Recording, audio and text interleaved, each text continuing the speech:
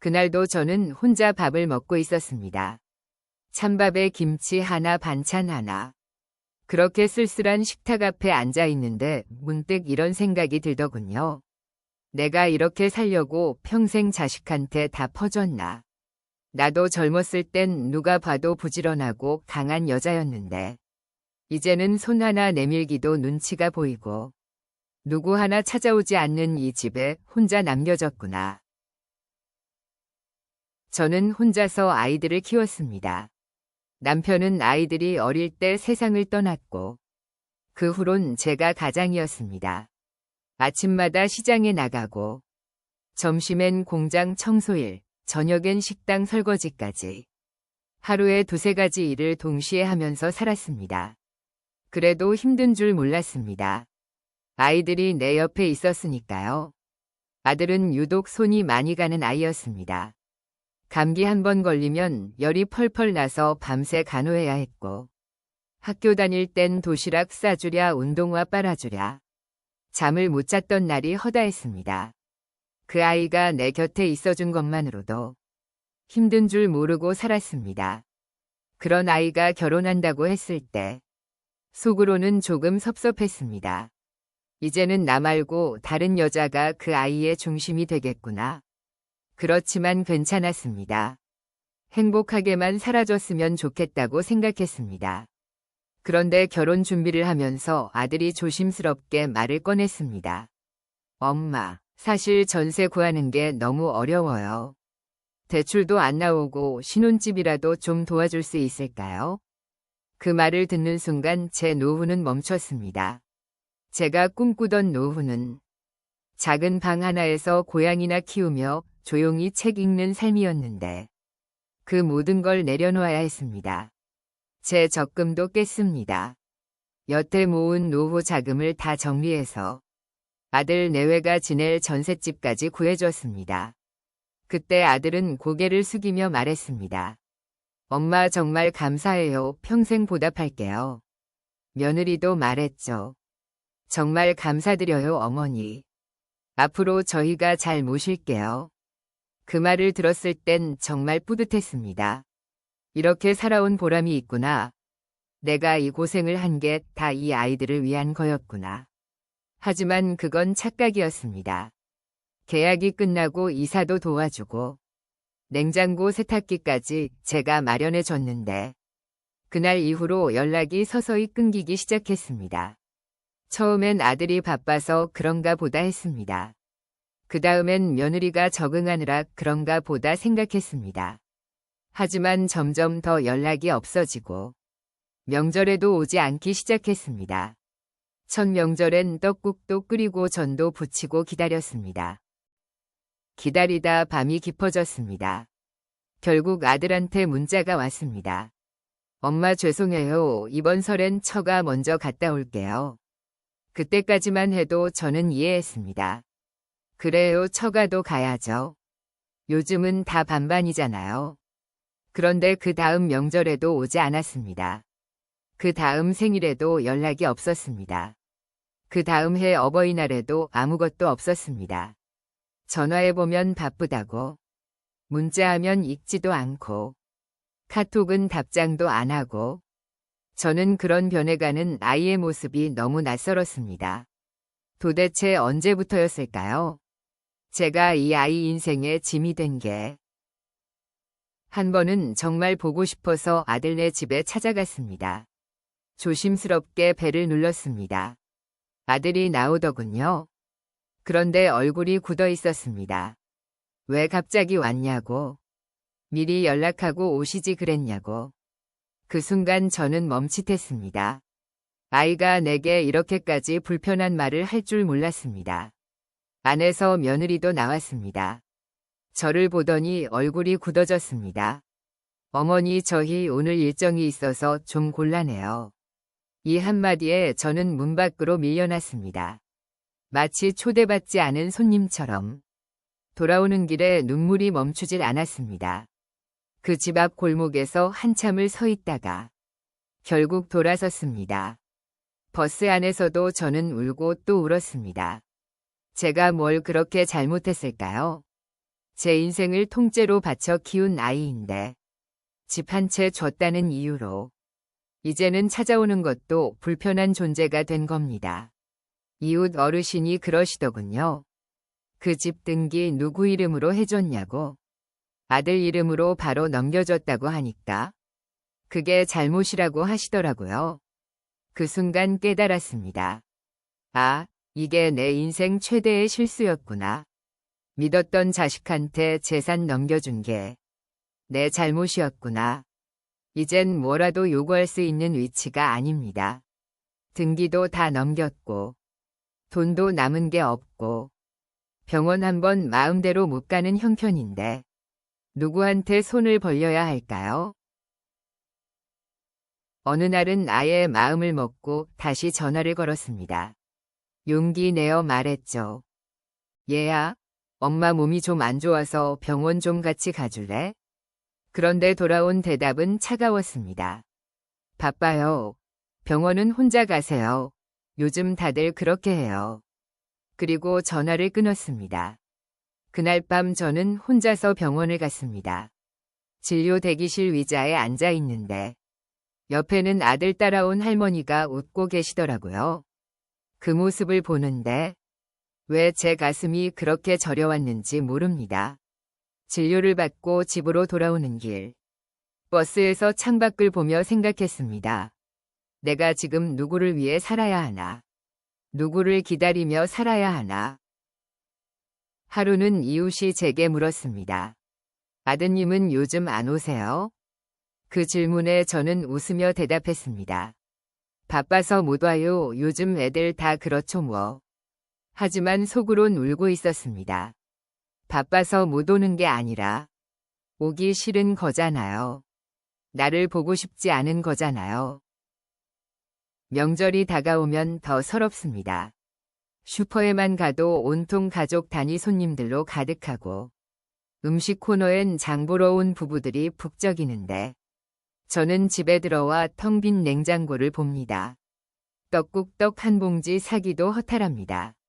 어차피 나 혼자 먹을 건데 어버이날엔 더 말할 것도 없습니다. 텔레비전에서는 부모님께 효도하라는 광고가 끊이지 않고 유튜브에서도 온통 꽃 선물 이벤트 이야기뿐입니다. 그런데 제 손엔 아무것도 없습니다. 문자 하나조차 오지 않습니다. 며칠 전엔 이웃집 아주머니가 꽃다발을 들고 오더군요. 손주들이 줬다며 자랑하시는데 정말 보기 좋은 모습이었습니다. 그런데 그 모습을 보는 제 마음은 한쪽이 송곳으로 찌르는 듯 아팠습니다. 아들은 어디서 뭘 하며 살고 있을까요? 여전히 바쁘다는 핑계로 나를 잊은 걸까요? 아니면 이젠 내가 그 아이 인생에 불편한 존재가 된 걸까요? 자식에게 기대지 말라고들 하시죠. 그런데 기대라고 만든 게 자식 아닙니까? 내가 없는 걸 만들어서 먹이고 입히고 몸이 부서져라 이래서 키운 자식인데 그 아이에게 의지하면 안 되는 걸까요? 하루는 전기를 아끼느라 불을 안 켰습니다. 불 꺼진 집에서 가만히 앉아 있으니 문득 이런 생각이 들었습니다. 내가 지금 숨을 멈춘다고 해도 아들은 며칠은 눈치도 못 채겠구나. 너무 무서운 생각이었지만 그게 현실이었습니다. 나를 챙겨줄 사람은 아무도 없었습니다. 이 나이에 외로움이 이렇게 무서운지 몰랐습니다. 그동안 저는 참 많이 참았습니다. 섭섭해도 말 안 했고 서러워도 울지 않았습니다. 그냥 아들이니까, 피부치니까, 언젠간 돌아오겠지 생각하며 견뎠습니다. 하지만 이제는 돌아오지 않는다는 걸 인정해야 하나 봅니다. 등기 넘긴 그날, 그 아이 마음에서 저는 지워졌나 봅니다. 이웃 아주머니가 그러시더군요. 그래도 부모니까 용서해야지. 근데 전 솔직히 모르겠습니다. 그 말을 들을 때마다 저는 마음속으로 묻고 싶습니다. 그럼 저는 누가 용서해 줍니까? 저는 왜 아무한테도 이해받지 못합니까? 제 희생은 왜 이리 허무한 겁니까? 어느 날 꿈을 꿨습니다. 어린 시절 아들이 저한테 달려오던 장면이었습니다. 작은 손으로 제 손을 꼭 잡고 엄마 하고 웃던 그 얼굴. 눈물 나도록 그립더군요. 눈을 떴을 땐 방 안이 조용했습니다. 그런데 꿈속 그 웃음소리가 귀에서 떠나질 않았습니다. 그 아이는 어디로 간 걸까요? 그 순수했던 마음은, 그 따뜻했던 손길은 이제 다시는 볼 수 없겠죠. 그래도 또 마음 한구석에서는 혹시나 하는 기대를 지울 수 없습니다. 언젠간 연락이 오지 않을까? 언젠간 집 앞에 찾아오지 않을까? 그런데 그 기대가 저를 더 아프게 합니다. 기다려봤자 오는 사람 없고 기댈 사람도 없는 현실이 매일매일 저를 갉아먹고 있습니다. 며칠 전에는 문득 창밖을 바라보다 이 집을 처음 지었을 때가 생각났습니다. 허름한 땅에 벽돌을 하나하나 쌓고 비새던 지붕을 고치며 아들이 뛰놀 수 있는 마당을 만들던 그때 말입니다. 당시에 얼마나 힘들었는지 모릅니다. 남편과 저는 한겨울에도 장판 없이 자고 반찬 한 가지로 끼니를 때우며 그저 아들 학비 걱정, 입학식 옷 걱정만 하며 살았습니다. 그래도 괜찮았습니다. 그 아이만 잘 되면 된다고 믿었거든요. 그런데 지금은 그 아이 잘 된 게 이렇게 외롭고 아픈 일인 줄은 그땐 정말 몰랐습니다. 한 번은 혼잣말을 했습니다. 내가 집을 안 해줬으면 그래도 한 달에 한 번은 왔을까? 그랬더니 제 자신이 너무 초라해졌습니다. 재산이라는 조건이 있어야 찾아오는 자식이라면 그건 자식이 아닌 거겠죠. 친구들은 말합니다. 그냥 기대하지 말고 취미를 가지라고. 동호회에 나가보라고. 그래서 몇 번은 문화센터도 가보고 구청 프로그램에도 가봤습니다. 하지만 강의가 끝나고 집에 돌아오면 현관 앞이 너무 조용합니다. 불 켜진 창문도 없고 식탁 위에는 냉장고에서 꺼낸 반찬이 덩그러니 있습니다. 이런 날이 반복되면 아무리 취미가 있어도 마음이 비어버립니다. 무엇보다 명절이 제일 힘듭니다.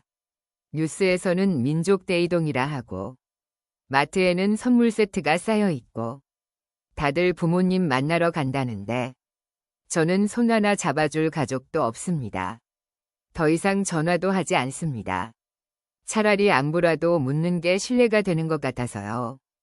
예전엔 매일 걸던 전화였는데 이젠 제 번호조차 차단돼 있을까봐 무서워서 손이 떨립니다. 사람들은 왜 그렇게 말하는 걸까요? 어차피 자식은 내 맘 같지 않다고. 그 말이 맞긴 맞습니다. 하지만 그럼에도 불구하고 부모는 자식을 끊지 못합니다. 속으로는 수백 번 저 아이를 지웠다가도 길에서 아이 또래만 봐도 심장이 덜컥 내려앉고 집에 와서 괜히 울게 됩니다. 저는 바보였습니다. 재산이 사랑이 될 수 있을 줄 알았고 등기를 넘기면 그 집이 제 마음도 담은 공간이 될 줄 알았습니다. 하지만 현실은 너무나 달랐습니다. 그 아이는 그 집에서 제가 준 사랑마저도 내쫓은 것 같았습니다. 한 번은 용기 내서 편지를 썼습니다. 말로는 못 전하겠기에 손편지에 마음을 담아 보냈습니다. 잘 지내는지, 엄마가 요즘 몸이 좀 안 좋다는 이야기. 그래도 네가 행복하다면 괜찮다고. 근데 그 편지는 돌아오지 않았습니다. 읽었는지도 모르겠고, 읽었다면 그 마음에 어떤 반응이 있었는지도 모릅니다. 밤마다 잠이 오지 않아 창문을 열고 밤 공기를 마십니다. 그때마다 저 멀리 어디선가 우리 아들이 그리운 마음이 뾰족한 바늘처럼 가슴을 찌릅니다. 이 모든 걸 어디 하소연할 곳도 없습니다. 아무도 제 얘기에 귀 기울여 주지 않고 그저 또 다른 얘기거리로 흘려듣기 일쑤입니다. 이제는 바람에 흔들리는 나뭇잎 소리에도 가슴이 시릴 때가 많습니다. 누군가 오는 발자국 소리에도 혹시 아들인가 하고 문을 열어보는 날이 다반사입니다. 하지만 늘 그 자리는 비어 있습니다. 텅 빈 현관이 저를 반기고 있을 뿐입니다. 그래도 부모 마음이라는 게 참 희한한 겁니다. 미워하면서도 보고 싶고 서운하면서도 그 아이가 잘 되길 바랍니다. 지금 어디선가 제 아들이 웃고 있다면 그것만으로도 한편으론 안심이 됩니다. 하지만 또 한편으론 그 웃음 속에 제가 없다는 사실이 이토록 아프게 느껴집니다. 마지막으로 하고 싶은 말이 있습니다. 혹시라도 이 영상을 보게 된다면 아들아, 엄마 아직 여기 있어. 많은 건 바라지 않아. 그냥 한 번쯤 엄마라는 이름을 떠올려줘. 그동안의 마음, 말하지 못했던 서운함. 그래도 너는 내 자식이야. 언제든 돌아와. 이 문은 닫히지 않을 거야. 너를 위해 열려 있어. 언제든 말이야. 오늘 이야기 어떠셨나요? 여러분들도 공감이 되셨나요? 오늘도 긴 시간 함께 해주셔서 감사합니다. 다음 이야기에서 다시 찾아뵐게요.